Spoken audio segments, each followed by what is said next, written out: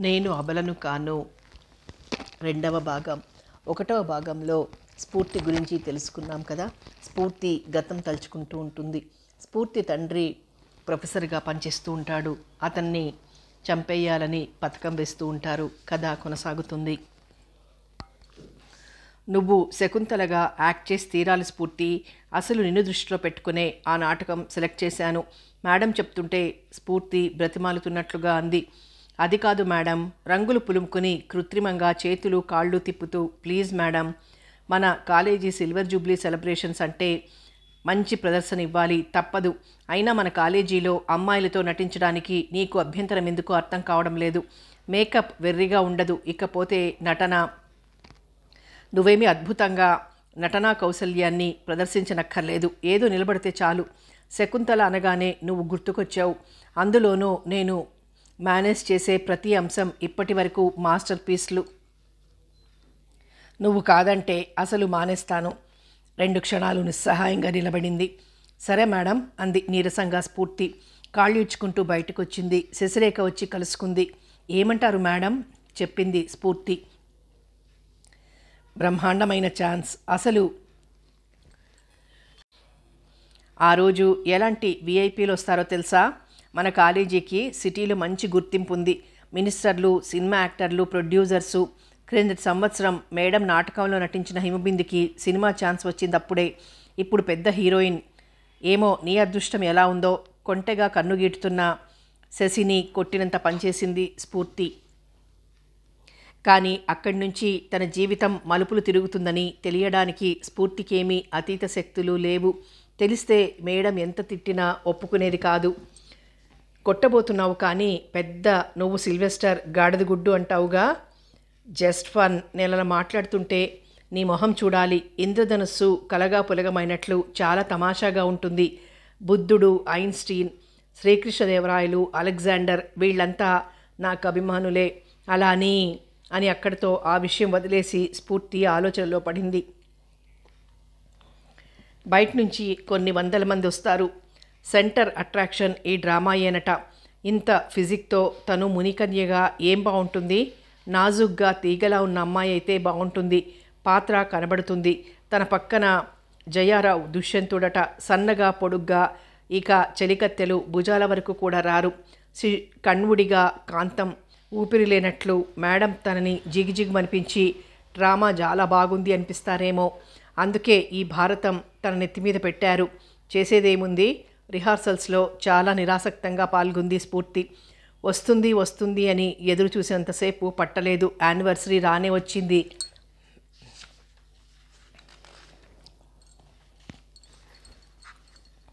స్ఫూర్తికి పెద్దగా మేకప్ చెయ్యలేదు. బుగ్గలకి కొద్దిగా రోజ్ పౌడర్, పెదవులకి లిప్స్టిక్, ఆకుపచ్చని చీర కట్టి ఓ పక్కగా ముడి, తాజా తెల్ల గులాబీలు, హారాలు ముడికి, చేతులకి, మెడకి అలంకరించారు. అలంకరణ పూర్తి చేసిన మేడం కళ్ళు సంతృప్తిగా తలాడించింది. డ్రామా మొదలైంది. చెట్లు, లేళ్లు చిత్రించిన పెద్ద కర్టన్ 2గా విభజించి ఉంది. అందులోంచి సుతారంగా మెరుపుతీగల స్టేజ్ మీద ప్రత్యక్షమైంది స్ఫూర్తి. శకుంతల ఇంత అందంగా ఉంటుందా అనిపించేలా తాజాగా పవిత్ర పూజా పుష్పాలు ఆకుల మీద స్థిరపడి సూర్యకాంతితో కరగబోతున్న తుషార బిందువుల శకుంతల. నటనలో పరిపక్వత లేకపోవచ్చు, మిరుమిట్లు గొలిపే అందం తప్ప. ఆ అందంలోనే ఆమె నటనలో లోపాలన్నీ కప్పబడిపోతున్నాయి. దుష్యంతుడితో ప్రణయం, శకుంతల తల్లి కావడం, దుష్యంతుడు ఆమె ఎవరో తెలియనట్లు నటించడం. ఆఖరి సన్నివేశం మరీ రక్తి కట్టింది. దగదగలాడే పట్టుచీరలో, తల మీద కిరీటంతో, మిరుమిట్లు గొల్పుతున్న రాళ్ల నగలతో, ఆత్మవిశ్వాసం, భర్త కలయిక ఇచ్చిన ఆనందం మిళితం కాగా చిరునవ్వుతో బలవంతంగా మహారాణిగా స్ఫూర్తి సాక్షాత్కరించగానే కరతాళ ధ్వనులు మిన్నుముట్టాయి. ఆ అమ్మాయి శకుంతల పాత్రకు పూర్తి న్యాయం చేకూర్చింది అన్నాడు ఒక ఆయన. సినిమా యాక్టర్స్ ఏం సరిపోతారు, యాక్షన్ కూడా పర్వాలేదు అన్నాడో జర్నలిస్టు. మొత్తానికి అందరూ ముక్తకంఠంతో ప్రశంసించారు. ఏమైతేనేం మేడం ఆశించినట్లు ప్రదర్శన దిగ్విజయమైంది. తరువాత చాలా ఐటమ్స్ జరిగిన శకుంతలిచ్చిన మెస్మరిజం నుంచి తేరుకోలేకపోయారు ప్రేక్షకులంతా. తండ్రి రావడానికుంది స్ఫూర్తి, కానీ ఆయన గ్రీన్ రూమ్ బయట నిలబడి ఇంటికి రావడానికి ఆలస్యం ఉందా బేబీ అంటుంటే స్ఫూర్తి ఆనందపడిపోయింది. నేను బాగా చేశానా డాడీ అంది స్ఫూర్తి. ఏమనాలో తోచక ఆ అన్నారాయన. నిజానికి ఆయన వచ్చేసరికి శకుంతల డ్రామా అయిపోయింది. శకుంతలని మెచ్చుకోవడం మాత్రం విన్నారు. గ్రీన్ రూమ్లోకి వెళ్ళి డ్రెస్ మార్చుకుని ప్రశంసల్ని స్వీకరిస్తూ తమ కారు దగ్గరికి వచ్చింది స్ఫూర్తి. డోర్ తీసి కూర్చోబోతూ ఏదో చేతికి తగిలినట్లయి లైట్ వేసి చూసింది. రంగురంగుల పూల బొకే, దానికి పించేసి చిన్న కాగితం, మల్లెపూలు, వెన్నెల, చందనం, మంచి ముత్యాలు, పరిమళాలు పొందుపరిచిన చల్లగాలి, భగవంతుడు మనకిచ్చిన మహత్తరమైన కానుకలని నేను అనుకుంటూ ఉండేవాణ్ణి. కానీ స్త్రీ అవన్నీ పొందుపరిచిన మాలిక అని ఈరోజు తెలుసుకున్నాను. తెలియజేసిన మీకు నా కృతజ్ఞతలు ఓ స్ట్రేంజర్. స్ఫూర్తి కళ్ళల్లో ఎర్రజీరలు వచ్చి చేరాయి. మొదలైంది న్యూసెన్స్ అనుకుంటూ కాగితం చుట్టేసి విసిరేసి బొకే కూడా చేతిలోకి తీసుకోబోతుంటే ఏమిటి బేబీ అది అన్నాడు కృష్ణమోహన్. ఏదో గొణిగి ఊరుకుంది స్ఫూర్తి. తర్వాత 2 రోజులకి స్ఫూర్తి కాలేజీ నుంచి వచ్చేసరికి సోఫాలో కూర్చుని ఉన్నారు 2 యువకులు. చూడగానే చాలా ఖరీదైన వ్యక్తులని తెలిసిపోతున్నారు. సన్నగా పొడవుగా ఉన్నతను అన్నాడు. నా పేరు భానుప్రకాష్, ఫిలిం ప్రొడ్యూసర్ని. ఇతను సూర్య, సినిమా యాక్టర్. మొన్న మీ కాలేజీ ఫంక్షన్కి వచ్చాను. నేను కొత్త హీరోయిన్ కోసం వెతుకుతున్నాను. మీరైతే కరెక్ట్గా నా అంచనాలకి సరిపోతారనిపించింది. స్ఫూర్తి ఏది కాకూడదు అనుకుందో అదే సన్నివేశం ఎదురైంది. అందున అంటే అంచనా ఎలాంటి అంచనా? మంచి యాక్టర్గా. మీరు కరెక్ట్గా చెప్పడం లేదు. నేనంత గొప్ప నటిని కాను. ఏదో లైట్ల వెలుతురులో కాస్త నదురుగా కనబడిన మాట మాత్రం నిజం. ఇకపోతే సినిమాల్లో నటించడం నాకెంత మాత్రం ఇష్టం లేదు. సారీ. సూర్య ఏమీ మాట్లాడటం లేదు. రెక్కలు విరిగిన పక్షి పిల్లని అందిపుచ్చుకోవడానికి చూస్తున్న డేగ కళ్ళల్లో తీక్షణత. ఆ చూపులు చాలా ఇబ్బందిగా ఉన్నాయి స్ఫూర్తికి. వాడి సినిమాలు మీరు చూసుండరు. కారం లేని గోంగూర పచ్చడిలా చప్పచప్పగా ఉంటాయి. వాటి పేరు ఆర్ట్ పిక్చర్స్. హీరోయిన్స్ మధ్య డ్యూయెట్స్ ఉండవు. కొండ కోన మీద హీరోయిన్, కొండ క్రింద హీరో, అంత దూరం. సో ఒప్పేసుకోండి. చాలా పవిత్రంగా తీస్తాడు మా వాడు. మనిషిని చూస్తున్నారుగా. అసలు వాడు అమ్మాయిల్ని రేయ్ రాస్కెల్ నోర్మై భానుప్రకాష్ హింట్ ఇవ్వడంతో గబుక్కున ఈ లోకంలోకి వచ్చి నెత్తి మీద కొట్టుకొని క్షమించండి మిస్, కొద్దిగా లిమిట్స్ దాటినట్లున్నాను అన్నాడు దీనంగా మొహం పెట్టి. వస్తున్న నవ్వుని తొక్కిపెట్టి నేను రిఫ్రెష్ అవ్వాలి, మీ రిక్వెస్ట్ కాదంటున్నందుకు సారీ. లేచి నిలబడింది స్ఫూర్తి. భానుప్రకాష్ లేచి నిలబడినాడు. సూర్యం మాత్రం దాందేముంది వెళ్ళిరండి అన్నాడు పర్మిషన్ ఇస్తున్నట్లుగా. స్ఫూర్తికి ఒళ్ళు మండిపోతోంది. లోపలికెళ్ళి వాళ్ళిద్దరికీ కాఫీ ఇచ్చి అమ్మాయి గారు పనిలో ఉన్నారు, వెళ్ళమని మర్యాదగా పంపేయి అని రాజుకు చెప్పి తన రూమ్లోకి వెళ్ళిపోయింది. నిలువుటద్దాల్లో తన అందం చూసుకుంటూ బాటిల్ నురగల్లో తేలుతూ ఎప్పటికో స్నానం పూర్తి చేసి ఒంటి నిండా పౌడర్ అద్దుకొని పాలమీగడలాంటి తెల్లటి నైటీ వేసుకొని జుట్టుని బ్రష్ చేసుకుంటూ నోటికొచ్చిన పాటని సన్నగా కూనిరాగం తీస్తూ మెట్లు దిగుతున్న స్ఫూర్తి హాల్లో అలా కూర్చుని ఉన్న ఇద్దరిని చూసి తెల్లబోయింది. గిల్టీగా అనిపించింది. మీరు వెళ్ళిపోయారనుకున్నాను అంది సంజాయిషీగా. మీ సర్వెంట్ చాలా నైస్గా వెళ్ళిపోమని సూచించాడు. కానీ మీరు రిఫ్రెష్ అయి వస్తానన్నారు కదా, వెళ్ళిపోవడం బాగుండదని వెయిట్ చేస్తున్నాం. ఆడపిల్లలు రిఫ్రెష్ అవ్వడం గురించి నాకు తెలియదండి. మొత్తానికి వెయిట్ చేయడం అంటూ జరిగితే సగం జీవితం వెయిటింగ్లోనే గడిచిపోతుందని మాత్రం అర్థమైంది. స్ఫూర్తి గలగలా నవ్వేసింది. తరువాత నవ్వకుండా ఉండాల్సింది అనుకుంది తన మీద తనే చిరాకు పడుతూ. సూర్య గబగబా గదంతా కంగారుగా చూస్తున్నాడు. ఏమిటి అంది ఆతృతగా. సీరియస్గా జలతరంగిణి మీటినట్లుంటే అన్నాడు సూర్య. స్ఫూర్తి బుగ్గల అంచున అరుణిమ ఉదయించింది. వాళ్ళు వెళ్ళిపోతే బావుండును అనిపించింది. కానీ ఎలా చెప్పాలో అర్థం కావడం లేదు. వాళ్ళు మరీ రోమియోలు కారు, పెద్ద మనుషుల కిందే లెక్క. ఇంగితం అనేది ఉంటే తన ఇబ్బంది వాళ్ళకి అర్థమవుతుంది. ఇంగితమా? అందమైన ఆడపిల్లతో ఎలాగో హస్కు వేయాలని చూస్తారు. ఏవండోయ్ బాబు, మరీ మమ్మల్ని చీప్ అంచనా వేయకండి. తన్ని తగలేయాలని చూస్తున్నారు కదూ. వెళ్ళిపోతాంలేండి. అందమైన ఆడపిల్లలు కనబడితే ఒళ్ళు మర్చిపోవడానికి మరీ కాలేజీ బాయ్స్ కాము కదా. అందులోనూ మా ఫీల్డ్లో సీతాకోక చిలుకలకు తక్కువేముంది. ఇక ఇబ్బంది పెట్టంలేండి. ఒక చిన్న మాట చెప్దామని ఆగిపోయాను. రిఫ్రెష్ అవ్వడానికి అంత టైం వేస్ట్ చేయకండి. యువశక్తి చాలా విలువైంది కదా. మన చుట్టూ ఉన్న రేయ్ నీ ఉపన్యాసం తగలయ్యా నోర్మొయ్. భానుప్రకాష్ లేస్తూ సూర్యని 10 అడుగులు నడవనిచ్చి, వాడు కాస్త తలబిరుసు రాస్కెల్, పట్టించుకోకండి అన్నాడు సంజాయిషీగా. స్ఫూర్తి పెదవులు నవ్వుతున్నాయి. కళ్ళు తనకి తెలియకుండానే కారు డోర్ మీద చెయ్యానించి మంచి భంగిమలో నిలబడ్డ సూర్యనే తదేకంగా చూస్తున్నాయి. ప్రభాత సూర్యుడు జీవకోటికి హృదయంగా సుప్రభాతం పలుకుతూ పసిడివన్నె మిలమిలలతో భూమాతని అలంకరిస్తున్నాడు. సంతోష మానసంగా పక్షులు సంగీతం పాడుతున్నాయి. లానంతా ఆకుపచ్చని గ్లిట్టరింగుతో మంచు బిందువుల్ని లోపలికి పీల్చుకోవడం వల్ల తేమగా, చల్లగా, మృదువుగా అరిపాదాల క్రింద మెత్తగా నలుగుతూ పాదాలు కొంచెం పైకి లాక్కుని నలిగిన చోట వంగి చూస్తోంది స్ఫూర్తి. ఆ భంగిమలో కూతుర్ని చూస్తుంటే 5 ఏళ్ల వయసులో కాలు విరిగిన సైనికుడి బొమ్మకి ఫస్ట్ ఎయిడ్ చేస్తున్న చిన్నారి కూతురు గుర్తుకొస్తోంది కృష్ణమోహన్కి. పెదవుల మీద ఉల్లాసమైన చిరునవ్వు చిందులేసింది. పాట్లోంచి వేడివేడి టీ కప్పులో పోసి కూతురుకు అందిస్తూ, గడ్డి గాయపడిందా బేబీ అన్నారు. స్ఫూర్తి చిన్నగా నవ్వేసింది. వచ్చే నెలలో న్యూయార్క్లో మా సింపోజియం. నేనొక అచీవ్మెంట్ సాధించాననే అనుకుంటున్నాను. నువ్వు రాగలవా బేబీ? స్ఫూర్తి కళ్ళు విప్పారితాలయ్యాయి. సూర్యకిరణాల వెలుగంతా అక్కడే గూడు కట్టుకున్నట్లు మిలమిలా మెరుస్తూ, ఈజ్ ఇట్? మీరు నిజంగా ఋషిలాంటి వారు డాడీ. ఇంతటి విజయాన్ని మీరు సాదాసీదాగా ఎలా తీసుకోగలుగుతున్నారు? ఇంతకీ మీ అచీవ్మెంట్? నీకు నా రీసెర్చికి ఆమడ దూరం. వినడానికి కూడా బోర్గా ఫీల్ అవ్వచ్చు. ముందుగా జెనెటిక్ ఇంజనీరింగ్ గురించి కొద్దిగా పరిచయం చేస్తాను. మన శరీరం మైక్రోస్కోప్తో కానీ చూడలేని కొన్ని మిలియన్ల సెల్స్తో తయారైంది. ఒడ్డు, పొడవు, కనుముక్కు తీరు, జుట్టు సాదాసీదాగా ఉండటం, లేకపోతే కర్లింగ్ హెయిర్, తెలివితేటలు, మన శరీరం లక్షణాలన్నీ కంట్రోల్ చేసే జీన్స్ ఈ సెల్స్లోని క్రోమోజోమ్లో ఇమిడి ఉంటాయి. ఇటువంటి జీన్స్ని ఒక జీవి నుంచి తీసి మరొక జీవిలో ప్రవేశపెట్టే పద్ధతిని జెనెటిక్ ఇంజనీరింగ్ అంటారు.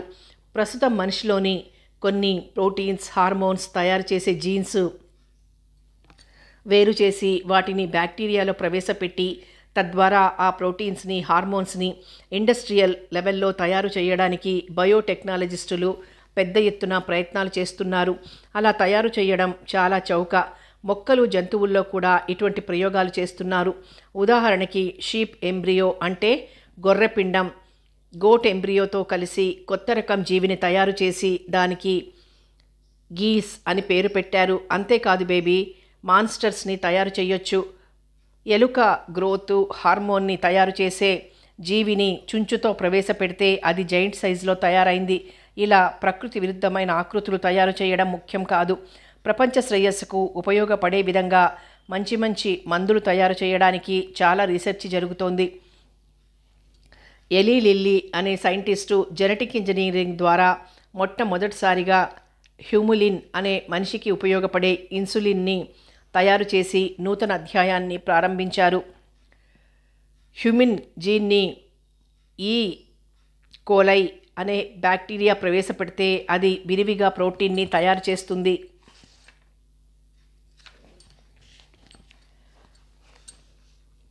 సమస్య ఏమిటంటే ఈ కొలై తయారు చేసిన ప్రోటీన్కి మనిషిలో ఉండే ప్రోటీన్కి తేడా ఉంది. ప్రోటీన్ స్ట్రక్చర్లో వందల కొద్దీ ఎమినో యాసిడ్స్ నిర్ణీతమైన ఆకారంలో కెమికల్ చైన్స్ ముడతలు పడి ఉంటాయి. క్రమ పద్ధతిలో ఉండటమే ప్రోటీన్కి ఓ ఫంక్షన్ ప్రాపర్టీని తీసుకొస్తాయి. ఈ కొలైలో జీన్ని ప్రవేశపెడితే అది ప్రోటీన్ తయారు చేస్తుంది, కానీ ఫోల్డ్స్ సరిగా ఉండక కరెక్ట్ బయోలాజికల్ ప్రాపర్టీ రావడం లేదు. ఈ సమస్యతోనే ఇన్ని రోజులు కొలైతో తయారు చేసే ప్రోటీన్కి ఉపయోగం లేకుండా పోతోంది. ప్రోటీన్ ఉపయోగపడాలంటే ఫోల్డ్స్ కరెక్ట్గా ఉండి తీరాలి. ఫోల్డ్స్ని కరెక్ట్ ఆర్డర్లో ఉంచడమే ఇష్యూ. అదేనమ్మా నేను సాధించిన అచీవ్మెంట్. సో అది జెనెటిక్ ఇంజనీరింగ్లో మంచి మలుపు. నేను డబ్బు గురించి ఏ రోజు ఆలోచించలేదు. ఓ బయోటెక్నాలజిస్ట్గా ల్యాబ్ టు లైఫ్ అన్న నినాదానికి నేను కొంతైనా న్యాయం చేకూర్చి ప్రపంచానికి ఉపయోగపడే రీసెర్చి నా ఒంట్లో జీవం ఉన్నంతకాలం చేస్తూనే జీవితంలో ఆఖరి క్షణం వరకు అంకితం అవడం జరిగితే నిజంగా అదృష్టవంతుణ్ణి బేబీ.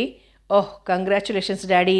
ఒక్కసారి నేల మీద పడి జంప్ చేసి తండ్రి చెయ్యందుకుని గట్టిగా ఊపేస్తూ అంది స్ఫూర్తి. నువ్వు తప్పకుండా రావాలి బేబీ, అన్నట్లు మర్చిపోయాను, క్యాథరిన్ కూడా వస్తుందట. క్యాథరిన్ 2-3 సార్లు తండ్రి నోట వెంట ఆ పేరు విన్నది స్ఫూర్తి. క్యాథరిన్ 1-4-5 సార్లు అనుకుంది ఆ పేరుని. మనసు లోపల సుళ్ళు తిరుగుతూ పెదవులు దాటి బయటికి రాలేని ప్రశ్న, ఆమె ఏమవుతుంది డాడీ? నిజంగా ఆమె ఏమవుతుంది? కొలిగ్గా, స్నేహితురాలా, ఒకప్పటి క్లాస్మేటా, లేకపోతే బాగా దగ్గర వ్యక్తా? ఆ ఊహకే ఏదో చేదు తిన్న భావం. కొంపతీసి తన తల్లి కాదు కదా. అమ్మ ఎలా ఉంటుందో ఆమెకి సంబంధించిన గుర్తు తను తప్ప ఏదీ లేదు. ఆమె గురించి అడిగితే డాడీ మొహం ఎందుకలా శిలలా అయిపోతుంది? ఏ జ్ఞాపకాల అలలు మనసు పొరల్ని కదిలిస్తాయో. కనుబొమ్మల మధ్య ముడి ప్రశాంతత గప్పున ఆరిపోయిన దీపంలా పారిపోతుంది ఆయన ముఖంలోంచి. తనింకేమీ అడగలేదు. టాపిక్ మార్చేసి ఎంత మామూలుగా ఉంచుదామని ప్రయత్నించినా డాడీ మామూలు స్థితికి రారు. ఆ రోజంతా మూడీగా ఉంటారు. ఒకసారి మాత్రం సూత్రం నుంచి తెంపుకుపోయిన గాలిపటం గురించి ఆలోచించడం అనవసరం. ఏ చెట్టు కొమ్మకో చిక్కుకుని ఏం చెప్పగలను బేబీ? ఆ జ్ఞాపకాలు ముడుచుకుని పడుకున్న విషపు నాగులు. వాటిని కదిలిస్తే కాటు వేస్తాయమ్మా. ఆ విషపు ఊపిరి నువ్వు తట్టుకోలేవు బేబీ అన్నారు. తను మళ్ళీ ఆ ప్రసక్తి ఎత్తలేదు. అయినా మనఃపలకం మీద అప్పుడప్పుడు అస్పష్టమైన ఆకారం మెదులుతూ ఉంటుంది. బాగా పరీక్షించి చూస్తే అమ్మగా తను భావించే ఆ ఆకారంలో పూర్తి పోలికలు తనవే ఉంటాయి. ఆమె గురించి అంతులేని జిజ్ఞాస. తను మాత్రం ఖచ్చితంగా చెప్పగలదు. డాడీ మనసు చందనం నింపిన పాత్ర, అమృత భాండం, తీయని పరిమళం వెదజల్లే మరుమల్లే.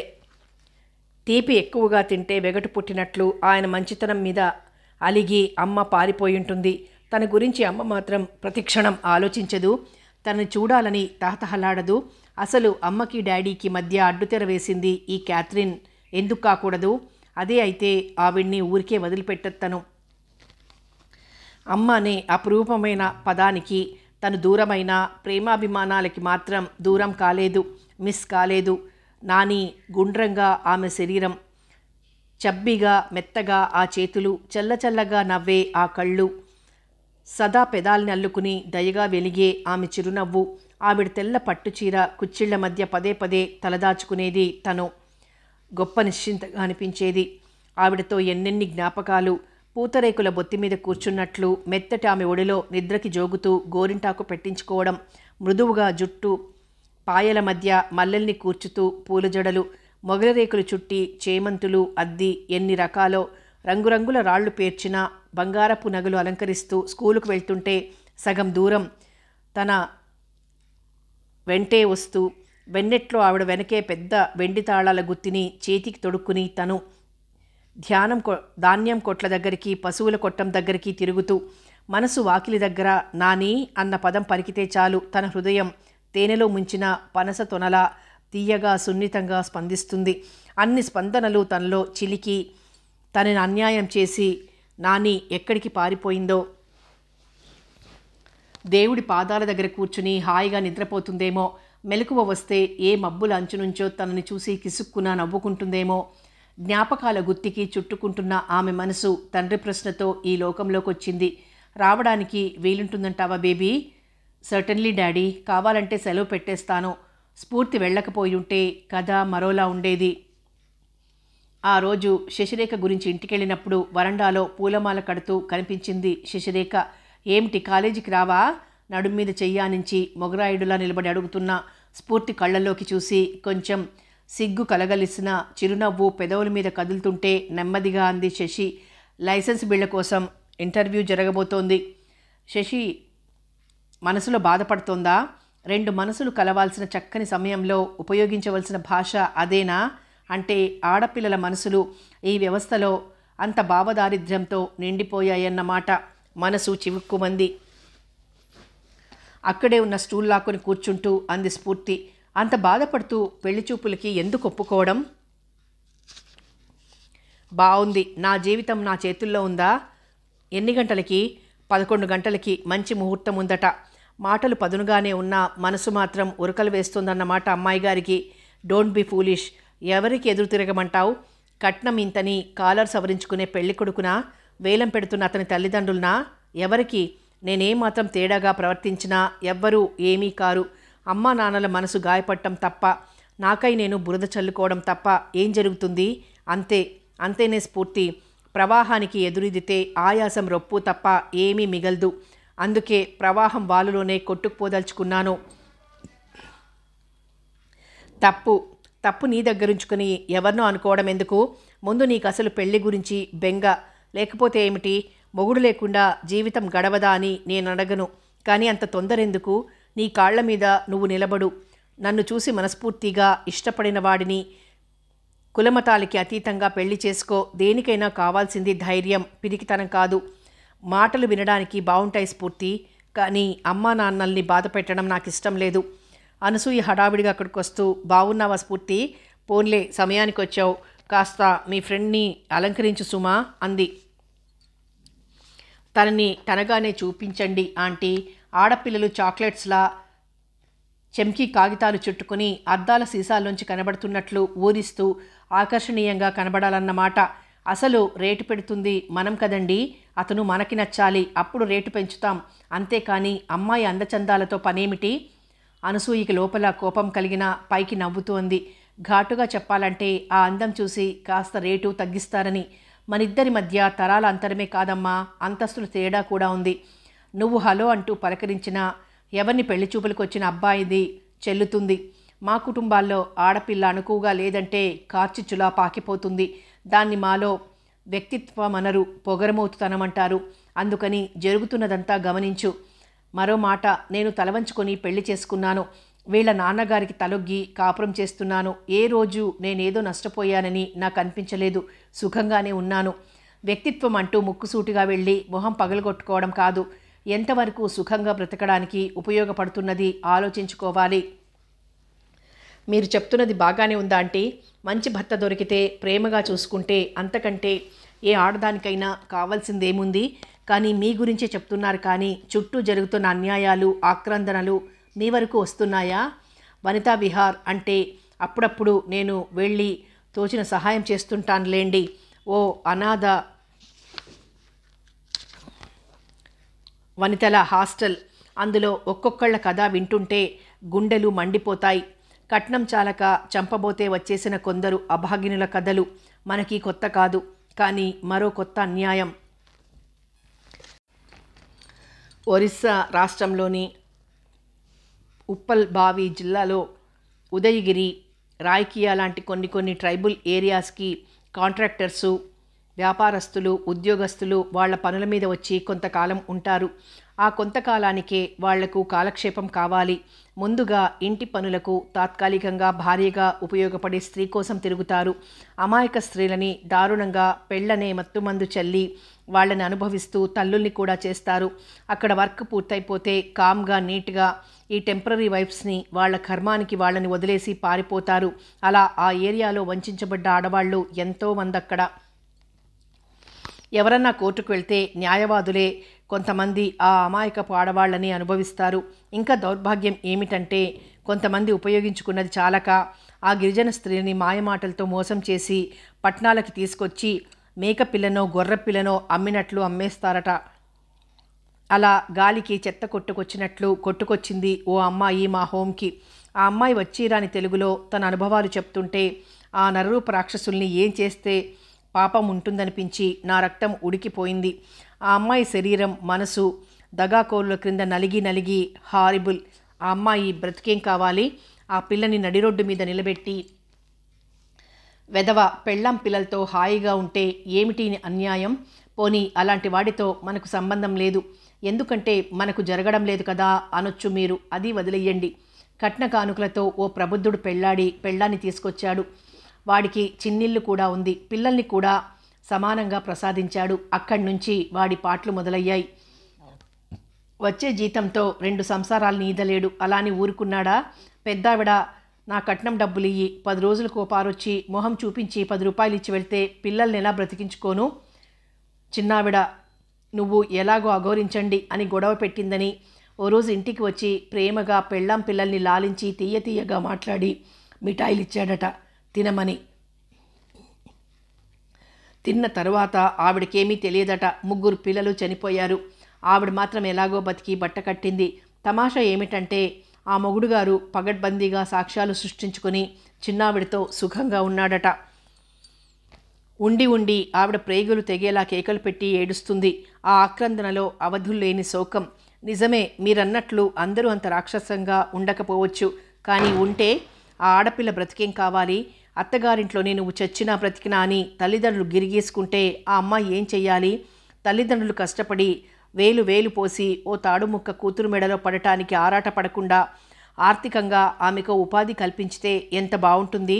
డిగ్రీలు చెప్పించక్కర్లేదు, ఏ వృత్తి విద్యనైనా నేర్పి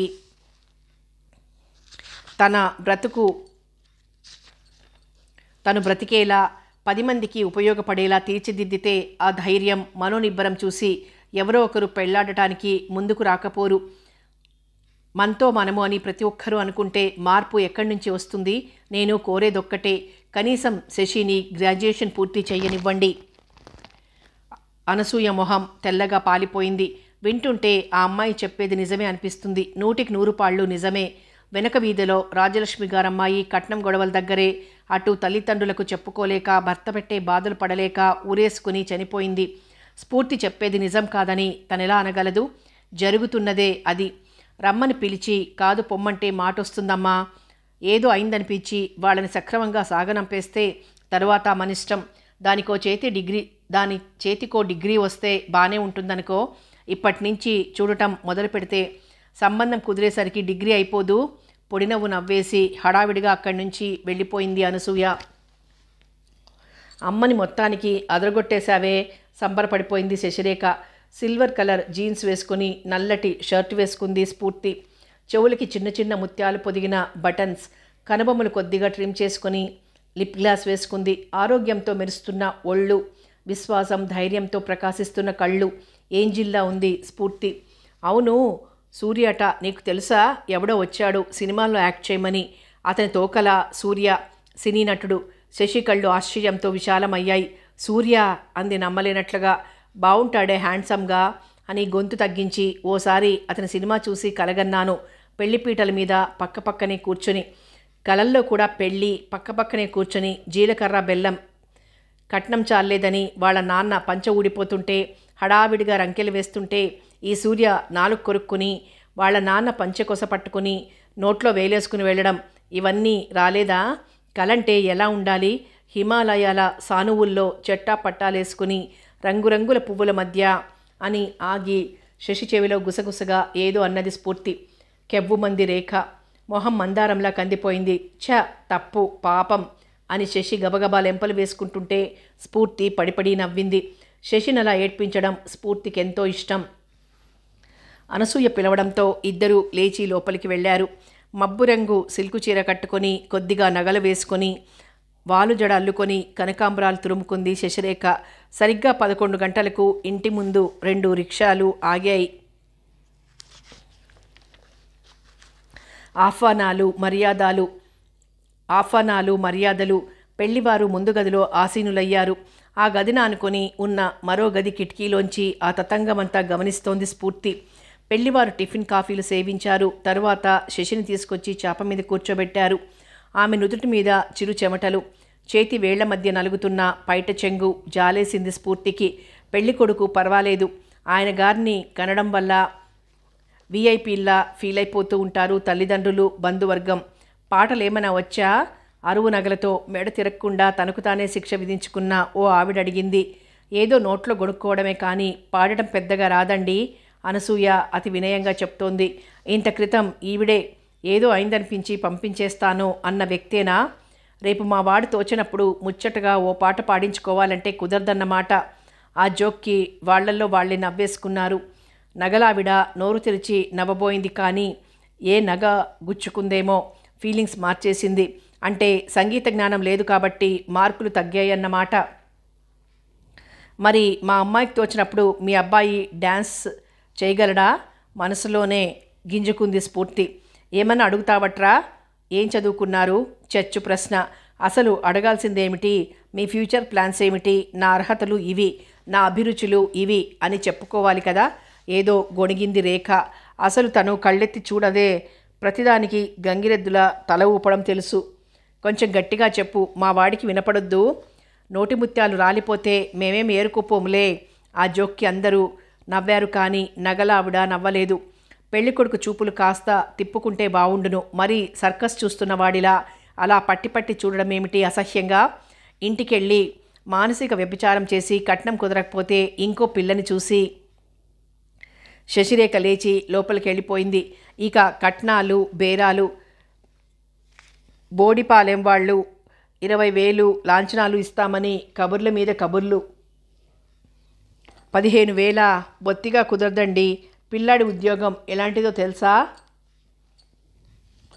బేరగాళ్ళు తనని తడిమి తోకలాగి కొమ్ములు పీకి ఇంత రేటు అని విలువ కడుతుంటే ఎద్దు ఎంత నిర్లిప్తంగా ఈగలు దోమలు తోలుకుంటూ తనని కాదన్నట్లు ఎలా నిలబడుతుందో అలా గోడల మీద ఫోటోల వైపు చూస్తున్నాడు పెళ్ళికొడుకు. ఆఖరు మాట 18,000, పైసా తగ్గేది లేదు. స్ఫూర్తికి ఒళ్ళు మండిపోతోంది. ఆ కోపంతో శశిరేఖ కూడా వెళ్తున్నానని చెప్పాలనిపించక వాకిట్లోకి వచ్చి మోపెడ్ మీద బాణంలా ముందుకు దూసుకుపోయింది. ఆ రోజుకి చదువు ఆపేసి నిద్రకి ఉపక్రమించబోతోంది స్ఫూర్తి. ఫోన్ రింగ్ అయింది. ఈ వేళప్పుడు ఎవరా అనుకుంటూ బెడ్కి పక్కనే చిన్న టీపాయ్ మీదున్న ఫోన్ అందుకొని పడుకునే హలో అంది. నిరాసక్తంగా నిద్రమత్తుతో కళ్ళు కూరుకుపోతుంటే ఫోన్ పెట్టేయకు ప్లీజ్, నేను సూర్యని. శబ్ద తరంగాలు అందిస్తున్న సమాచారాన్ని అర్థం చేసుకుంటూనే ఆమె నిటారుగా అయింది. సినిమా యాక్టర్ కదా, ఆల్కహాల్ ప్రభావంలో ఉన్నట్లున్నాడు మానవుడు. చిరాగ్గా అనుకుంటుంటే నో స్ఫూర్తి, నేనేమీ తాగిన మైకంలో మాట్లాడడం లేదు. ఇప్పుడే షూటింగ్ నుంచి వచ్చి తలారా స్నానం చేసి ఫ్రెష్గా ఉన్నాను. నిద్ర రావడం లేదు. అనంతమైన నీలి సముద్రంలో ఒంటరి బాతులా ఈదుతున్న చంద్రుడు, తోటలో పువ్వుల పరిమళాల్ని ఒంటి నిండా నింపుకొని హాయిగా చల్లగా మెల్లగా తాకుతున్న గాలి తెమ్మెరలు. ఒకప్పుడు తిండి లేక 4 ముద్దలు అన్నం కోసం అలమటించిపోయిన రోజులెన్నో. పశువుల కొట్టం పక్కనే కుక్కి మంచంలో నిద్ర రాక ఆకలి కడుపున చేతులతో నిమురుకుంటూ ఎంతో లోన్లీగా ఫీల్ అయ్యేవాడిని. ఇప్పుడు కడుపులో ఆకలి కరకరమంటున్నా తినబుద్ధి కావడం లేదు. చిన్నప్పటి లోన్లీనెస్ పిడికిట్లో మనసు చిక్కుకున్నట్లు చాలా వెలితిగా ఉంది. వెలితి, చెప్పలేని వెలితి. ఇంత పెద్ద బంగళాలో నేను, నాకు 4 నౌకర్లు, 2 కుక్కలు, అంతే. డాడీ డాడీ అని పిలిచే పిల్లలు, వాళ్ళని సుతారంగా విసుక్కునే తల్లి, చీర రెపరెపలు ఇవేమీ లేని శూన్య మందిరం. ఆ మందిరంలోకి సరికొత్తగా ఓ ఊహాసుందరి ఇలా తొంగి చూసి అలా వెళ్ళిపోయింది. ఆమె గురించిన ఆలోచనలు నా వెలితిని మరీ మరీ పెంచుతున్నాయి. ఒంటరితనం అగాధాల్లోకి తోసేస్తున్నాయి. ఆ నిశ్శబ్ద ఏకాంత సమయంలో చీకటి అలుముకున్న ఆ గదిలో గంభీరంగా నినదిస్తున్న పురుషస్వరం, ఆ అనుభవం, అనుభూతి, చిప్పిల్లుతున్న అందమైన క్షణాలు కొత్తగా ఉన్నాయి స్ఫూర్తి మనసుకు. చెవుల్లోంచి ఆ భావ పరంపర గుండెల్లోకి ప్రవహిస్తున్నట్లుంది. అతని గొంతులో ఆర్తి మనసు పొరల్ని తాకుతోంది. ఆ ఒంటరితనాన్ని భరించలేక అతను తనకి ఫోన్ చేసినట్లున్నాడు. అవును, అసలు తనెవరు, అతనెవరు, ఏమిటి అనవసర ప్రసంగం? ఆ ఆలోచన రాగానే ర్యాష్గా సమాధానం ఇవ్వాలనిపిస్తున్నా మనస్కరించటం లేదు. ఆడదే కావాలనుకుంటే అతనికి కో అంటే కోటి మంది. నాలో అతను చూసిన ప్రత్యేకత ఏమిటో. మిమ్మల్ని విసిగిస్తున్నాను కదూ, ఏం చెయ్యను. మనసు బలహీనత.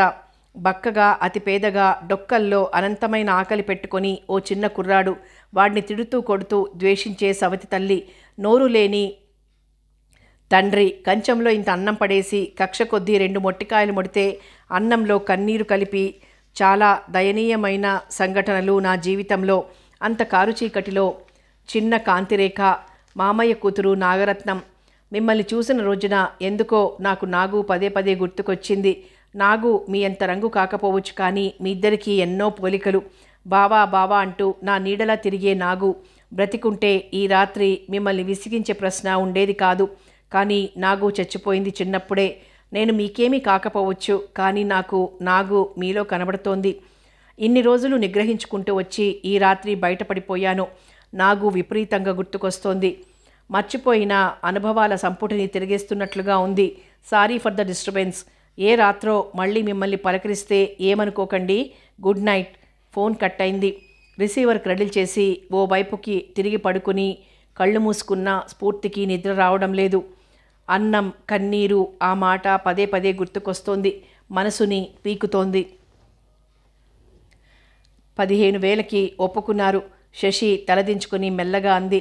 ఏమిటి, ఆ చెవుల పిల్లికి 15,000 అని చటుక్కుననేసి సారీ చెప్పుకుని, అయితే శశి గ్రాడ్యుయేషన్ పూర్తి కాకుండా పెళ్లి చేసుకుని వెళ్ళిపోతావా అని ఒక్క క్షణం ఆగి, ఎప్పుడైనా నిన్ను చూడటానికి వస్తే మీ వారున్నారు, తర్వాత రా ప్లీజ్ అంటావా? బేలగా అడుగుతున్న స్ఫూర్తి చేతిని తన చేతిలోకి తీసుకొని, అవేం మాటలు స్ఫూర్తి, అంత మాత్రానికే మన మధ్య స్నేహలత వాడిపోతుందంటావా? అనురాగం, ఆప్యాయత అనే బంగారు తీగలతో అల్లుకున్న పందిరి క్రింద ఇన్ని రోజులు ప్రతిక్షణం సేద తీరుతూ వచ్చాం. నా ముందు జీవితంలో కూడా ఈ చెయ్యి తోడుండాలి. వాళ్ళని చూస్తే అసహ్యమేస్తోంది. గీచి బేరమాడారు. అలా అని మా వాళ్ళకి నచ్చజెప్పలేను. తడికళ్ళని పైట చెంగుతో అద్దుకుంది శశి.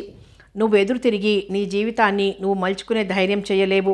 రాజీకి రావడమే అని నేను ప్రోత్సహించలేను. నో, చూస్తూ ఊరుకోవడమే. ఇద్దరూ చేతిలో చెయ్యి వేసుకుని ఒకరినొకరు ఆనుకుని నిశ్శబ్దంగా ఉండిపోయారు. రెండు మనసులు తమ స్నేహం ప్రారంభమైన రోజుని నెమరు వేసుకుంటున్నాయి. ఆ రోజు కొత్తగా స్కూల్లో చేరింది స్ఫూర్తి.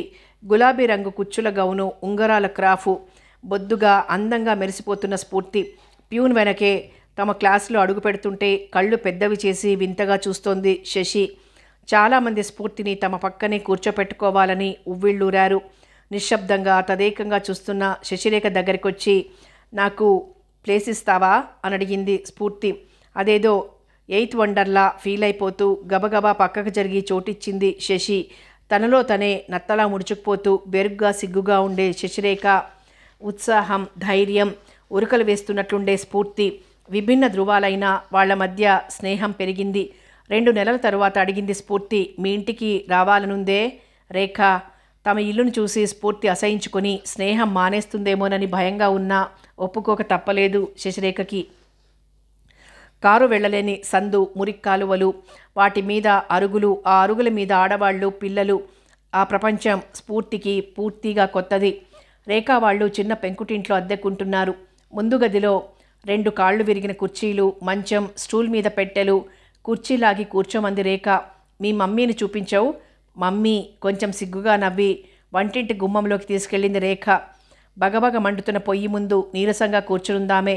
చెమటలు కారుతున్న ముఖం, వదులుదులుగా జాకెట్టు, మాసిన చీర, పెద్ద బానలా పొట్ట. మళ్ళీ ముందు గదిలోకి తీసుకొచ్చింది శశిరేఖ.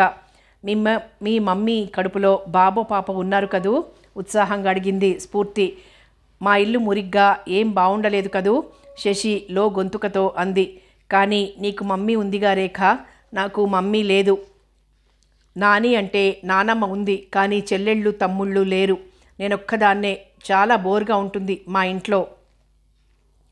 మాటలు విని తొంగి చూసిన అనసూయ స్ఫూర్తిని చూసి ఈర్ష్యపడింది ఒక్క క్షణం. చేతుల్లేని గౌన్లోంచి దంతపు చెక్కడాల్లా బలంగా చేతులు, మంచి పోషణలో నిగ్గుతేలి నిగినిగా మెరుస్తున్న బూరె బుగ్గలు, హుషారు, ఆరోగ్యం. ఆ పిల్ల శరీరంలో ఉరకలు వేస్తున్నట్లుగా కనబడుతోంది. పక్కనే దిష్టిబొమ్మల, పొగచూరిన కట్టెలా మాసిన గౌనులో ఒదిగినట్లున్న తన కూతురు. కళ్ళు చిట్లించి తీక్షణంగా చూస్తున్న అనసూయను చూడగానే లేచి నిలబడి, నమస్తే ఆంటీ అంది మెరుస్తున్న కళ్ళతో స్ఫూర్తి. అనసూయ సిగ్గుపడింది. క్షణక్రితం తనలో చెలరేగిన అసూయకి. నీ పేరేంటమ్మా? ఆప్యాయంగా అడిగింది. ఇద్దరికీ పాలల్లో నానవేసిన అటుకులు పెట్టింది.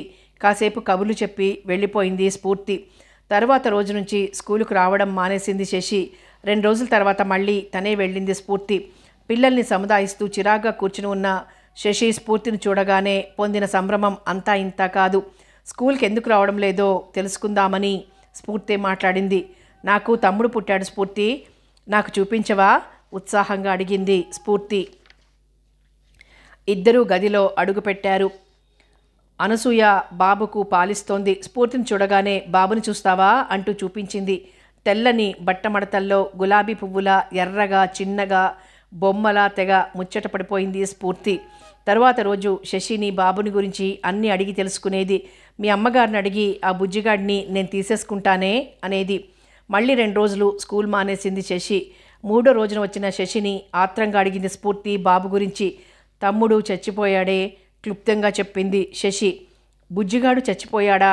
ఒక్కసారి వెక్కి వెక్కి ఏడవడం మొదలుపెట్టిన స్ఫూర్తిని చూసి తెల్లబోయింది శశి. స్ఫూర్తి మొదటగా చూసిన పసికందు వాడే. రోజు ఇంట్లో నానికి చెప్పి మురిసిపోయేది. అలాంటిది వాడు రోజంతా స్ఫూర్తి కళ్ళు తడుస్తూ ఉన్నాయి. ఆ రాత్రి నాని గుండెల్లో తలదూర్చుకుంది. బావురుమని ఏడ్చింది. ఈ పిల్ల మనసు వెన్న అనుకుంది కాదంబరి.